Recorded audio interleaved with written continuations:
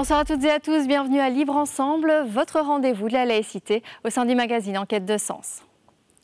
Ils s'appelaient Avijit, Ananta, Nilo, Fezal et Washikur. Ils étaient blogueurs, écrivains ou éditeurs. Et tous les 5 ont été assassinés au Bangladesh l'année passée. Leur tort, défendre la laïcité de leur pays, la liberté d'expression et tout simplement oser se déclarer athées. Aujourd'hui, plus de 80 autres blogueurs sont menacés de mort au Bangladesh. Certains ont réussi à fuir leur pays et à se réfugier en Europe. Nous en avons rencontré 3. Ils nous racontent leur histoire.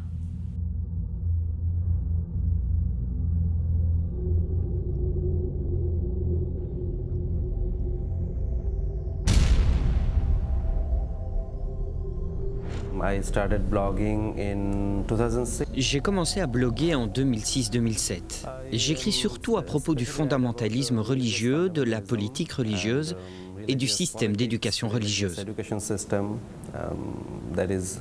Ces choses sont des sujets très importants au Bangladesh pour le moment.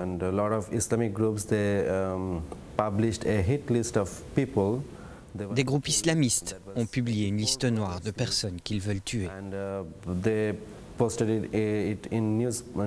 C'est une liste de 84 blogueurs et ils l'ont publiée dans les journaux. Ils ont donné cette liste au gouvernement lui demandant de condamner tous ces blogueurs à la peine de mort à cause de leur point de vue laïque ou athée. Plus tard, ils sont allés à la capitale Dhaka avec des centaines de milliers de personnes. Dans son discours au public, le leader de ce groupe islamiste a déclaré que les athées devraient être battus en public.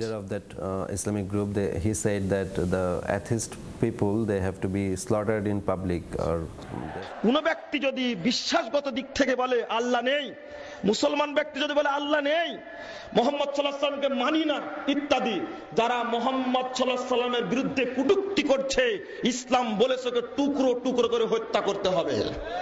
এই হাদিস প্রমাণ করছে কটু মন্তব্য করলে কারো বেঁচে থাকার সুযোগ নেই।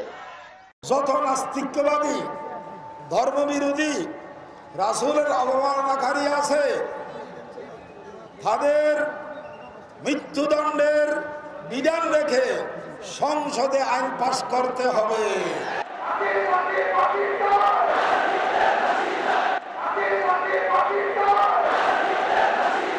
নাস্তিক মুরতাদদেরকে ফাঁসির মঞ্চে ঝুলিয়ে ছাড়বই ছাড়ব ইনশাআল্লাহ।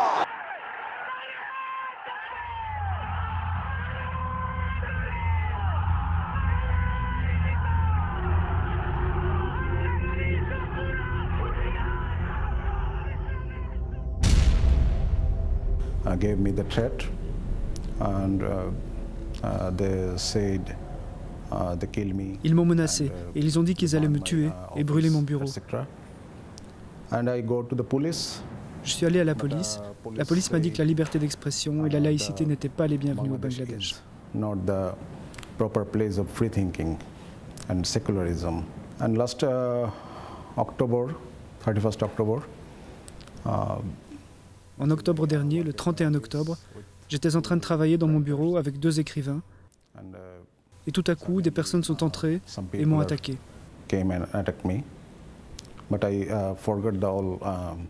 Mais j'ai oublié comment ils m'ont attaqué, combien ils étaient.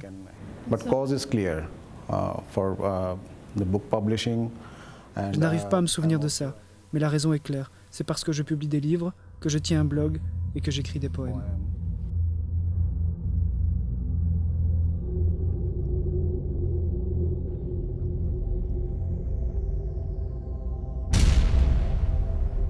I miss my country. I want to go back my country.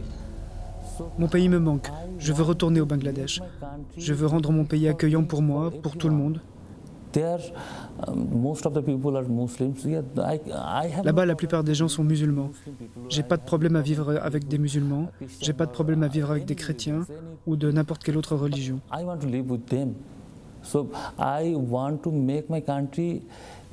Je veux vivre avec eux, je veux faire de mon pays un endroit pour tous.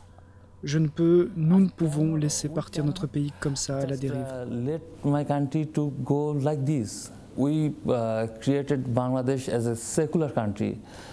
Le Bangladesh a été créé en tant qu'État laïque Ce combat ne peut pas être détruit de cette manière.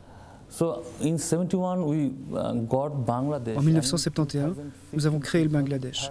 Dans les années 2010-2013, il a pris une direction totalement opposée. Nous ne pouvons pas tolérer cette situation. We cannot tolerate this situation. The Qawmi Madrasa, that is the private madrasa. Les Qawmi Madrasas sont des écoles coraniques privées fondées par le gouvernement d'Arabie Saoudite, le gouvernement wahhabiste. They go to the families and they tell them that Ils vont dans les familles et ils leur disent « Nous allons protéger vos enfants, leur donner une bonne éducation, les nourrir. Donc, pourquoi ne pas leur confier vos enfants pour 5 ans ?» Ça a commencé en 1975 et nous avons maintenant des milliers et des milliers d'écoles coraniques comme les madrasas et notre gouvernement n'a aucun contrôle sur ces écoles privées, sur ce qu'il y a dans leurs cours, sur ce qu'ils apprennent. Et ils apprennent un islam très radical, wahhabisme et salafisme. J'ai rencontré mes agresseurs en prison. J'ai aussi rencontré en prison des étudiants de ces écoles coraniques. Je leur ai parlé et j'ai réalisé que je ne suis pas une victime de l'islam. Eux le sont. Ils sont les victimes de l'islam, ils souffrent. Ce que nous devons faire, c'est changer le système d'éducation.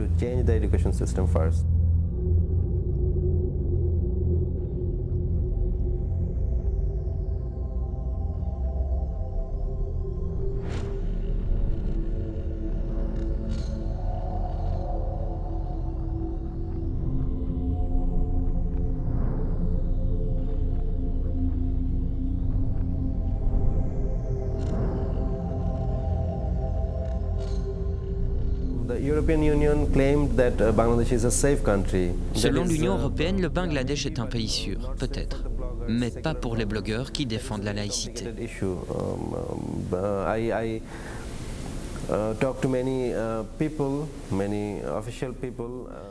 C'est un problème très compliqué.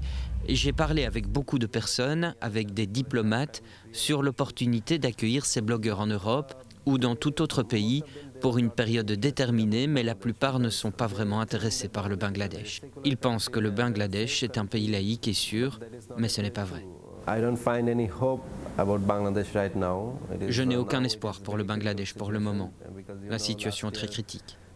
L'année passée, 5 d'entre nous, 5 blogueurs ou éditeurs ont été tués dans la rue ou chez eux, même chez eux. Maintenant, je suis très inquiet pour le Bangladesh. Inquiet qu'il ne se transforme en un nouveau Pakistan ou Afghanistan.